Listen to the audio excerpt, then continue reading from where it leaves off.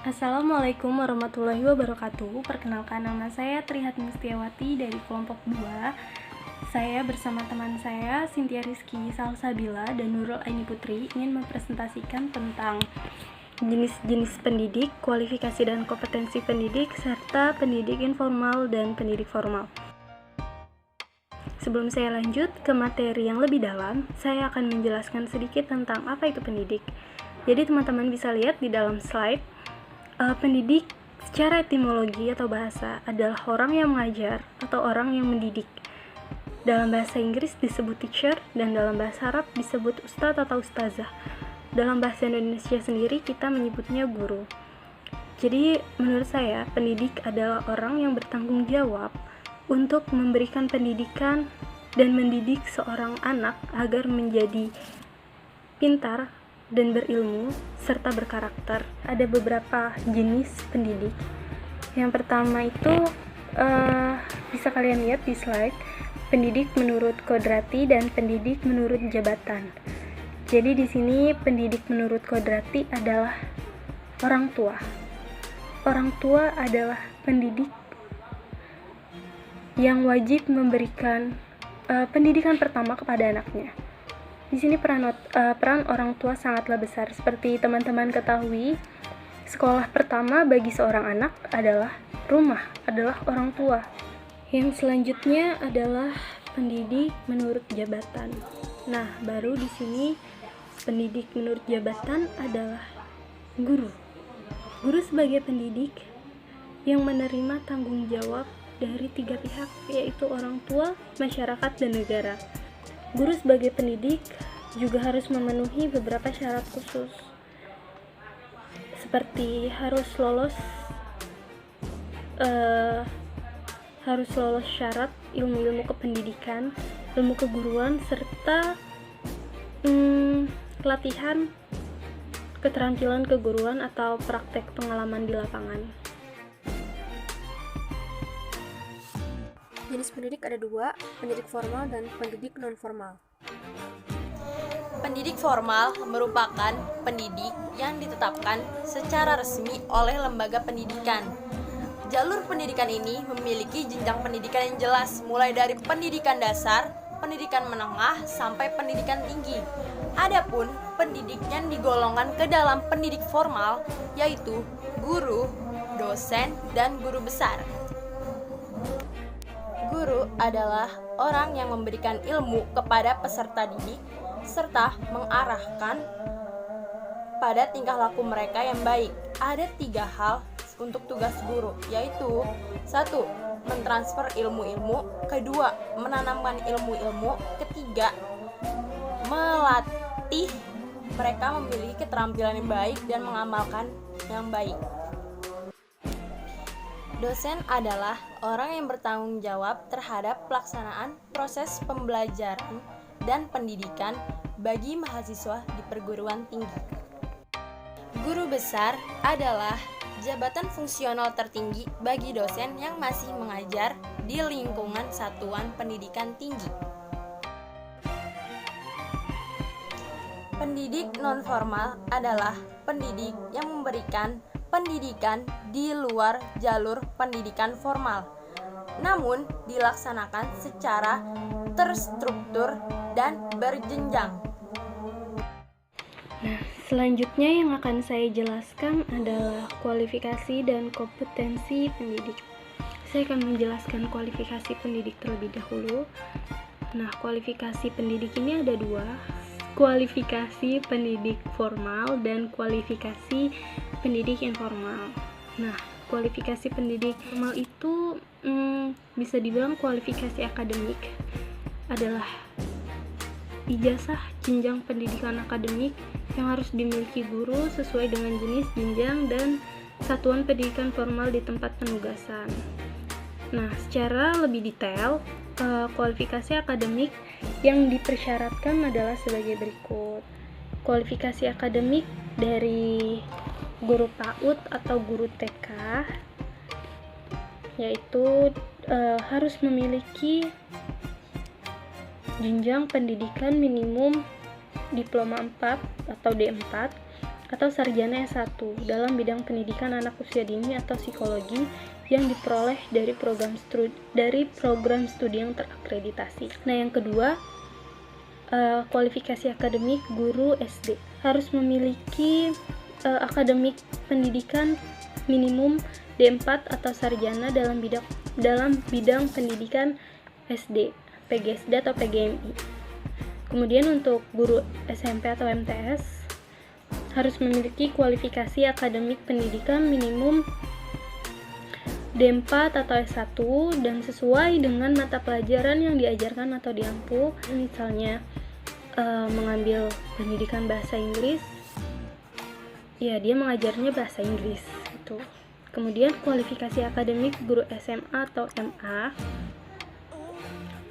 harus memiliki kualifikasi akademik pendidikan minimum D4 atau S1 dengan program studi yang sesuai dengan mata pelajaran yang diajarkan.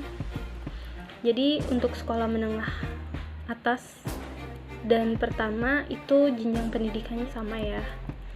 Misalnya pendidikan matematika, dia akan mengajarkan matematika gitu. Kemudian kalau untuk kualifikasi guru SD LB, SMP LB, dan SMA LB harus memiliki kualifikasi akademik pendidikan minimum D4 atau S1 program pendidikan khusus. Nah, yang terakhir kualifikasi akademik guru SMK atau MAK. Kualifikasi akademiknya itu minimal pendidikan D4 atau S1 program studi yang sesuai dengan mata pelajaran yang diajarkan. Nah, yang selanjutnya adalah kualifikasi pendidik non-formal. Pendidik non-formal berarti pendidik yang melakukan kegiatan mengajar di luar sekolah untuk memenuhi kebutuhan pendidikan peserta didik tertentu, untuk mendapatkan informasi, pengetahuan, latihan, dan bimbingan sehingga mampu bermanfaat bagi masyarakat, keluarga, dan negara. PP nomor 19 tahun 2005 tentang Standar Nasional Pendidikan pasal 40 ayat 2 tentang standar kompetensi penilik. Untuk menjadi seorang penilik harus memiliki kriteria minimal. Nah, kriteria minimalnya itu yang pertama, berstatus sebagai pamong atau jabatan sejenis di lingkungan pendidikan luar sekolah dan pemuda sekurang-kurangnya 5 tahun atau pernah menjadi pengawas di satuan pendidikan formal. Nah, yang kedua, memiliki kualifikasi akademik dan kompetensi sebagai agen pembelajaran sesuai ketentuan undang-undang yang berlaku. Memiliki sertifikat pendidikan fungsional sebagai penilik.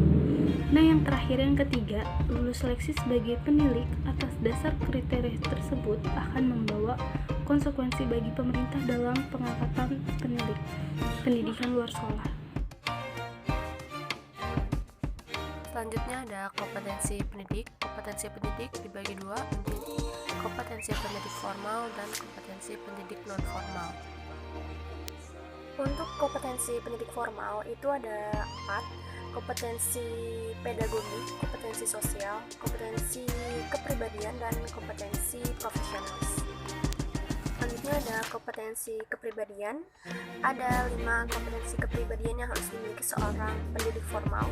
Yang pertama, harus mantap dan stabil. Maksudnya adalah di sini pendidik harus memiliki konsistensi dalam bertindak sesuai norma hukum, sosial, dan etika yang berlaku di masyarakat. Kedua, pendidik formal dituntut harus dewasa, yaitu mempunyai kemandirian untuk bertindak sebagai pendidik dan memiliki etos kerja sebagai guru.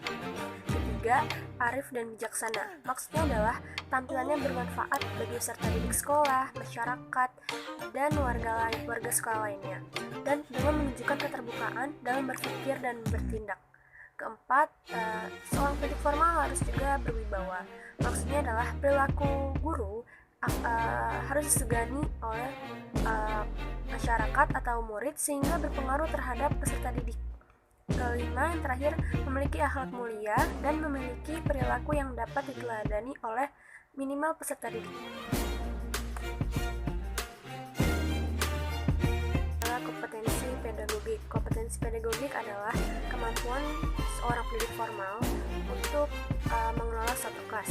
Nah, beberapa contoh kemampuan pedagogik diantaranya ada 8. Pertama, kemampuan untuk menguasai bahan pelajaran atau materi yang akan disajikan. Kedua, kemampuan mengelola belajar mengajar. 3, kemampuan mengelola kelas atau manajemen classroom. Keempat, kemampuan menggunakan media atau sumber belajar. Kelima, kemampuan menguasai landasan-landasan pendidikan.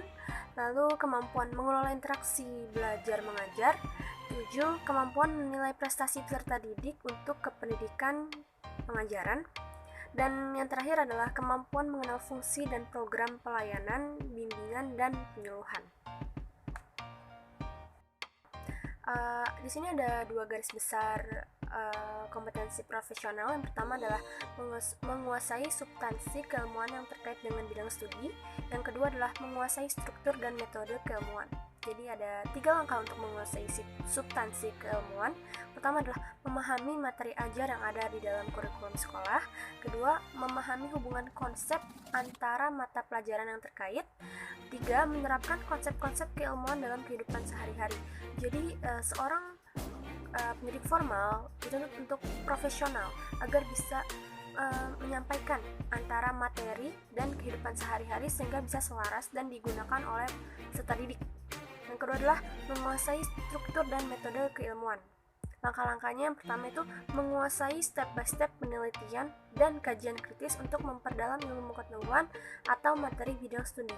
Jadi gunanya adalah ketika ada siswa yang bertanya di luar materi, maka seorang pendidik formal atau guru sudah tahu jawabannya karena dia sudah melakukan kajian secara kritis dan mendalami ilmu yang dipelajari sebelumnya.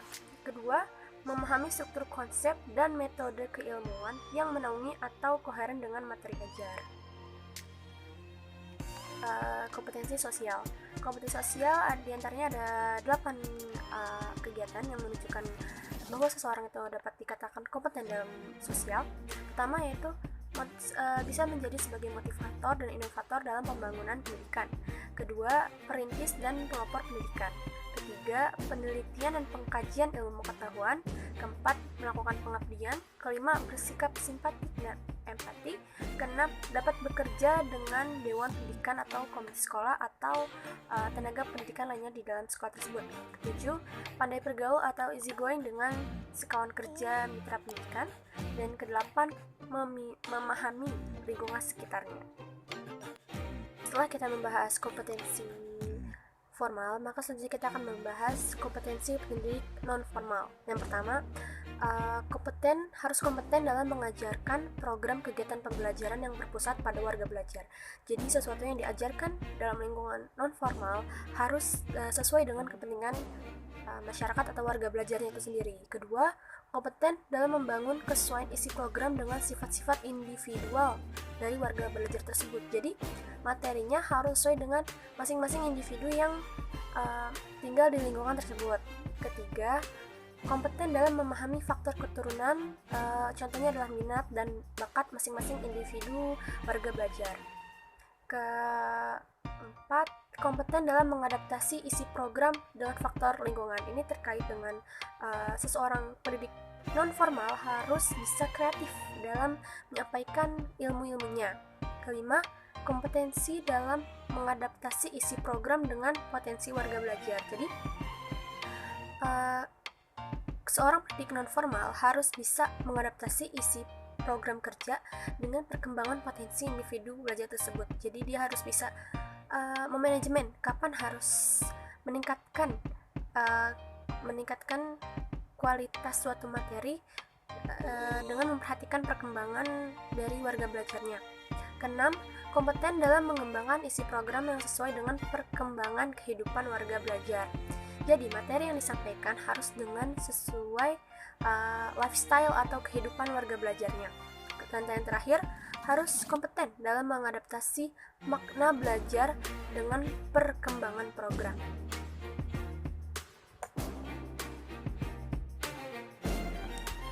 Sekian presentasi dari kelompok 2. Terima kasih kepada Bu Rosinar, Pak Komar, dan teman-teman yang telah menyaksikan. Semoga video ini dapat bermanfaat bagi kita semua. Kurang lebihnya mohon maaf. Wassalamualaikum warahmatullahi wabarakatuh.